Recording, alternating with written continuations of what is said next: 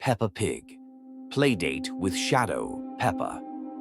One sunny day, Peppa was sitting in her room. George was napping after lunch, Mummy Pig was washing dishes, and Daddy Pig had gone shopping. Peppa pulled out her sketchbook and crayons and began to draw. She didn't know what she wanted to draw. Her hand seemed to move on its own across the paper. Soon, a figure appeared on the page, one that looked just like her. But something wasn't right. The drawing showed a girl in the same dress, with the same ears and shape of head. But the figure was completely coal black. No eyes, no mouth, no details, as if a shadow had come to life and taken her shape. Peppa looked at the drawing, slightly puzzled, and wrote underneath, "Shadow Peppa." She smirked and whispered, "Now I have a friend who will never leave me." The next morning, the drawing was gone. The page had disappeared. Peppa thought maybe it fell behind the dresser or that Mummy accidentally threw it away. But when she went outside, there was a figure standing by the swings. The same one, the one from the drawing. Only now, it was real. "Shadow Peppa," Peppa whispered as she approached. The figure nodded silently. It looked exactly like her, but completely black. Even the eyes had no pupils, like two holes in a mask. Peppa wasn't scared at first. On the contrary, she thought it was real magic. She took its hand and went to play. They spent the entire day together, jumping, running, spinning. Shadow Peppa mimicked everything she did, silently. When Peppa laughed, the shadow would open its mouth. No sound came out. George saw her and immediately started crying. Mummy Pig peeked out the window and froze. Outside, she said, there was only one Peppa. "Who were you playing with?" she asked later. "My friend," Peppa replied, pointing to the window. But there was no one there. Each night, things became stranger. The shadow began to appear in reflections, in the mirror, in the TV screen, even in spoons. Sometimes it would stand by the bed as Peppa slept. Sometimes it whispered to her. At first, Peppa couldn't make out the words, just a faint rustling. But then she started to understand the phrases. The voice sounded exactly like hers. "Give in," the shadow said. "I'm better than you. I am you." Peppa started feeling worse. She forgot where she was. She couldn't remember the names of her toys. One day, she called Mummy Pig by a stranger's voice. The shadow was now always nearby. It didn't leave. It sat with the family at the table when no one was looking. It appeared in the corners of rooms when Peppa was alone. And one night, it stood by George's bed, watching him sleep.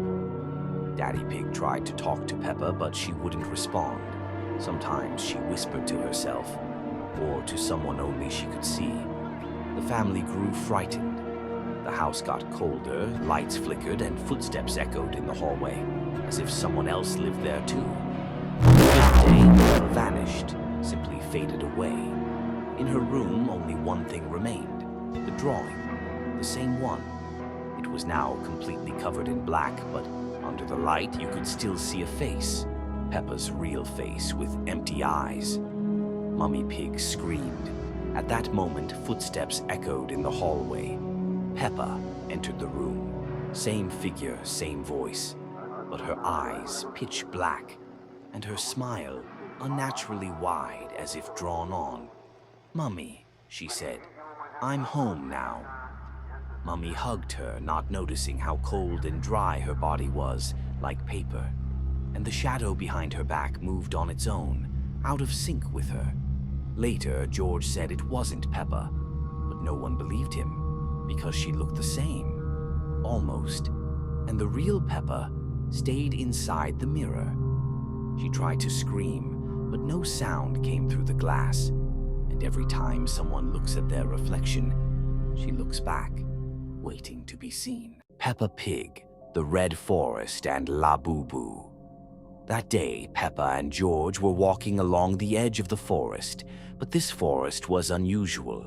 The leaves on the trees were bright red, as if soaked in paint, and the air was thick and heavy. Even the birds were silent. Only a rustling sound like whispers filled the air. "Look, George, everything feels strange here," said Peppa. "I like it." George smiled. "Let's go further." They went deeper into the forest, and soon they noticed movement between the trees. A fluffy figure appeared among the branches, with long ears and sharp teeth. The creature looked like a stuffed toy, but its eyes shone far too vividly. "Who's that?" Peppa whispered. "That's my friend," George said happily. "He said his name is Labubu." The creature stepped out of the shadows. Its fur was dark and matted, as if burned. Its grin was too wide, teeth glinting in the dim light, and its long arms moved in jerks, as if it were hanging on strings. "Hello," Labubu said in a quiet whisper. "I've been waiting for you. We have to go home," Peppa said firmly, feeling a cold shiver in her chest. But the path behind them was gone. The forest had changed. The trees stretched taller, their branches weaving into walls, and the way back had turned into a solid wall of red trunks. Labubu stepped closer. His steps were soft, but each one made the ground tremble. "Don't leave," he went on. "It's more fun here." George has already agreed. "No, I didn't agree," George replied quietly, though his voice trembled. That night they found a clearing and decided to rest. But Peppa woke in the middle of the night to find George's bed empty. He was standing at the edge of the clearing, and next to him, Labubu. George stared into nothing and nodded silently, as if listening to orders. "George, what are you doing?" Peppa cried. But George didn't turn around. He stepped closer to Labubu and whispered, "I'll be obedient." From that moment, George was different. His eyes were empty, his voice monotone. He no longer laughed, no longer played. His movements were stiff, as if someone else was controlling his arms and legs, like a puppet. "He's mine now," Labubu grinned, showing his teeth. "He listens only to me." "No, give me back my brother," Peppa shouted. But Labubu didn't answer. He leaned toward George and whispered something into his ear. George turned to Peppa, his eyes glinting in the dark, and said, "Peppa, come with us." Peppa ran, but the forest was alive. Branches grabbed at her dress, roots crawled out of the ground, reaching for her feet. Whispers echoed in every shadow, and Labubu's laughter spread everywhere. She hid behind a huge tree, covering her mouth with her hand to quiet her breath. But then, right beside her, she heard, "We see you." George peeked from behind the tree. His movements were jerky, his eyes empty. He reached out his hand. "Peppa, let's go home." Labubu said, "You're ours now." Behind George stood Labubu. His ears twitched, his teeth gleamed, and his grin was wider than before. He tilted his head to the side and whispered, "In the red forest, there is no home. There is only me and you." The trees behind him swayed as if nodding. Red leaves fell to the ground, turning into gray dust. Peppa ran, not caring where, but wherever she turned, Labubu and George were already waiting ahead. "You will stay here," Labubu said. "Your brother has already chosen. Now it's your turn." The last thing Peppa saw was George's eyes. They were empty, like a doll's, and in their reflection, her own face closer and closer to the forest, and Labubu laughed, and the night in the red forest never ended. Mirror Peppa. The day began like any other. A light morning rain tapped against the window, and the sky was dull and gray. Peppa woke up and went to the bathroom. The mirror above the sink looked cloudy, not from steam, but as if it was fogged from the inside. When she lifted her head to look at her reflection, it blinked. Just a second too late. It was almost imperceptible, but a chill crept down her spine. Throughout the day, the mirror seemed normal, but whenever Peppa was alone, she felt the reflection behaving differently. It would freeze, stare directly at her, tilting its head slightly as if studying her.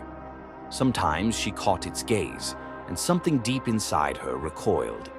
There was no recognition. It wasn't her. By the third day, Peppa entered the bathroom late at night. In the dark, the mirror gleamed like a still puddle. She switched on the light and froze. The reflection showed the same bathroom, but the walls were cracked, the tiles peeling, and her toothbrush lay broken on the floor. Everything was dusty, as if no one had entered that place in years. Later, she noticed her reflection not only moved with a delay, but continued staring even after she looked away.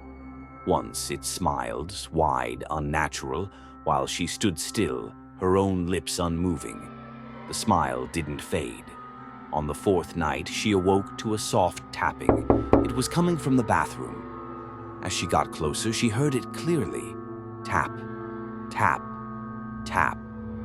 Like tiny fingers knocking from the inside of the glass. The air turned cold.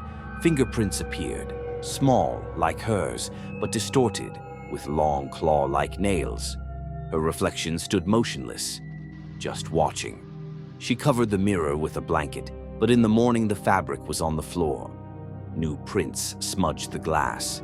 For a split second, a figure had passed through the reflection, tall, black and faceless, shaped like her. Peppa's behavior began to change. She grew quieter, paler. She'd stand in front of the mirror for long stretches, unmoving. Her parents didn't notice anything wrong. It seemed like she was just growing up, but there was no light in her eyes anymore. Eventually, the real Peppa realized she was trapped inside. She couldn't get out. The mirror had become the border. At first, she pounded on it, screamed, but no one heard. The outside reflection lived her life. It ate, played, smiled, but it was hollow, mechanical. It kept glancing at the mirror, gently touching the surface, testing it, almost curiously. From within, Peppa felt the glass becoming stronger each day. Her fists left no marks. Her voice didn't echo, not even in her own head. She couldn't feel her fingers anymore. Just cold, just endless darkness. Sometimes drawings appeared on the floor outside, childlike. Dark figures with oversized eyes, crooked hearts. The last drawing showed two Peppas, one standing outside the mirror, the other inside. Their eyes were connected by a thick black line. Between them it read, "You are here now." The mirror no longer reflected anyone. Peppa Pig, the static channel. It was an ordinary rainy evening. A fine drizzle tapped against the windows. The sky was overcast and the house was unusually quiet.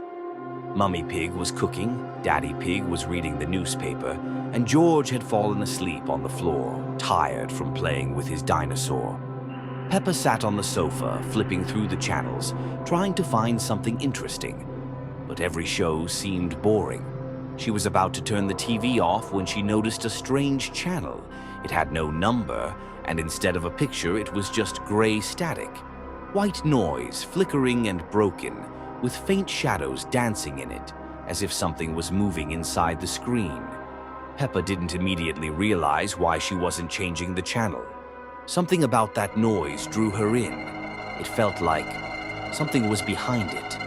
And then, after a few seconds, she heard whispering from deep within the static. It was muffled, distorted, like someone speaking underwater. Peppa squinted and leaned closer. The whispering grew clearer. The voices were childlike and familiar. One sounded just like Susie, the other like Miss Rabbit. But the words were strange, nonsensical. They seemed to be calling her. "Peppa, can you hear us? Peppa, come closer." Peppa called for her mummy, but no one answered. The voices got louder, overlapping, piling on top of each other, and the white noise began to ripple like water. And then she saw it, a silhouette, tall, stretched out, with a distorted head. It stood deep within the screen. She couldn't fully make it out, but it moved, slowly, as if trying to come through. And just as Peppa took a step back, the TV turned off by itself. No click, no flicker. The screen simply went black. A dead silence filled the room. George was still asleep. Mummy and Daddy didn't answer. Peppa felt completely alone. She walked up to the TV, and it turned back on. But this time she hadn't touched anything. There was no more static, just blackness, total darkness. And from within that darkness, a pair of eyes stared back at her, dark as the void, unblinking. They didn't move, but Peppa felt that the thing on the other side knew her. Then the screen began to warp, like something heavy was pushing against it. The outline became clearer. A hand, thin with long fingers, slowly forcing itself out of the screen. Then another, then the head, and Peppa finally saw the face. It looked like her own, but pale-skinned, blue-lipped, and with eyes black as the TV screen. The creature crawled almost all the way out. It clumsily stepped onto the floor and stared directly at Peppa. She backed away, tried to scream, but her voice was gone. The creature suddenly spoke, in her exact voice. It whispered softly, "Now you're the one on the other side." The world jerked. In an instant, everything flipped. Peppa felt a rush of cold and crushing darkness. She wasn't in the room anymore. She was looking out, from inside the television, through the flickering static, through a warped reflection. And the creature outside turned toward Mummy Pig, who had just walked into the room, and smiled. Mummy Pig didn't notice anything wrong. She gently stroked Peppa on the head and said dinner was ready. The creature nodded and followed her. The real Peppa, from the other side of the screen, screamed, but no one could hear her. The TV returned to white noise.